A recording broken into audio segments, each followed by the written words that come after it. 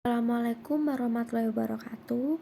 Perkenalkan, nama saya Novita Mustikasari. Saya berasal dari kelas psikologi C. Hari ini saya akan memaparkan sedikit materi yang saya dapatkan dari disertasi Ibu Retno Anggriani pada halaman 104 sampai 106 yang berjudul Membaca untuk Memahami dan Menemukan. Dalam perspektif agama, perintah Allah yang pertama kali diturunkan kepada Nabi Muhammad yaitu Iqra, yang artinya membaca, atau di sini diartikan sebagai perintah untuk membaca. Sebagaimana yang terkandung dalam Quran surat Al-Alaq ayat 1 yang berbunyi Iqra bismi rabbikal ladzi khalaq, yang artinya bacalah dengan menyebut nama Tuhanmu. Iqra di sini sebagai fiil amr atau perintah yang berasal dari kata qara yang diartikan sebagai membaca. Objek dari perintah Iqra sendiri itu mencakup segala sesuatu yang dapat dan patut untuk dibaca. Ayat pertama ini mengisyaratkan bahwa pembacaan tersebut berkaitan dengan soal penciptaan dan menjadi sebuah keharusan membaca untuk mengetahui penciptanya. Membaca di sini tidaklah selalu bermakna membunyikan huruf atau tulisan, akan tetapi juga melihat, menilai, dan mengamati serta mencari solusi terhadap realita kehidupan sekitar. Karena wahyu Allah Subhanahu wa ta'ala yang diturunkan kepada Nabi Muhammad ini tidak diturunkan secara sekaligus, namun diturunkan secara berangsur-angsur dan tidak pula diturunkan dalam bentuk suara maupun bacaan, maka pertanyaannya, lantas apa yang dibaca oleh Nabi Muhammad SAW, dan mengapa Tuhan menyuruh Nabi Muhammad untuk membaca? Nah, bacalah dengan nama Isma Tuhanmu yang menciptakan.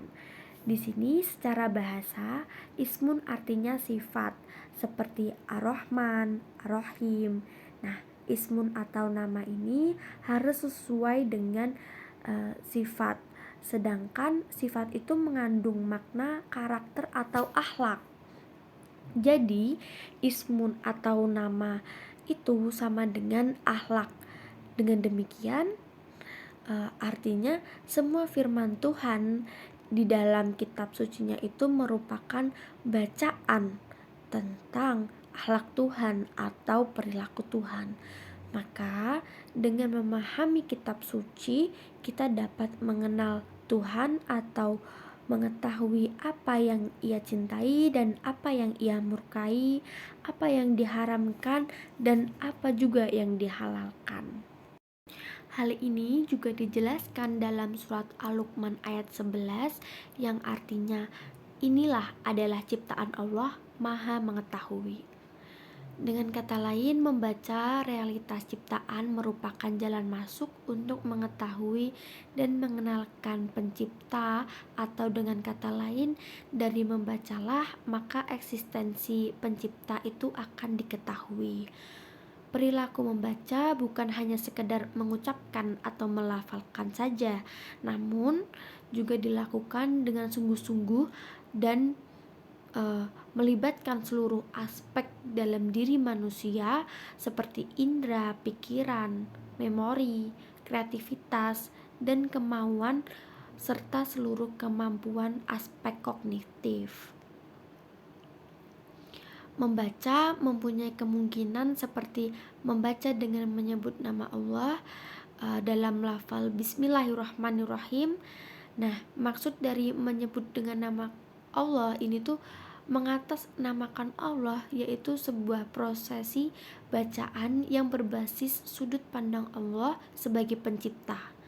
Dalam konteks ini, maka metode membacanya menggunakan perspektif manfaat yang mengarahkan pada keharusan menemukan tujuan awal sesuatu diciptakan oleh Allah. Membaca dengan cara ini itu niscaya menemukan sisi atau manfaat dari sesuatu yang tak terlihat seolah sangat buruk, sebagaimana yang telah tercantum dalam Quran surat Luqman ayat 11 yang artinya, inilah ciptaan Allah, maka perlihatkanlah olehmu kepadaku apa yang telah diciptakan oleh sesembahan-sesembahanmu selain Allah. Sebenarnya orang-orang yang zolim itu berada dalam kesesatan yang nyata. Nah, membaca sangat berkolerasi dengan daya baca.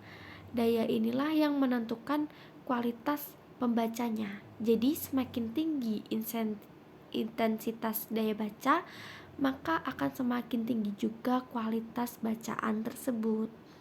Maka diharapkan untuk teman-teman semua untuk selalu rajin membaca agar kita tetap mengetahui apa yang diperintahkan Allah Subhanahu wa taala dalam Quran surat Al-Alaq ayat 1 tersebut.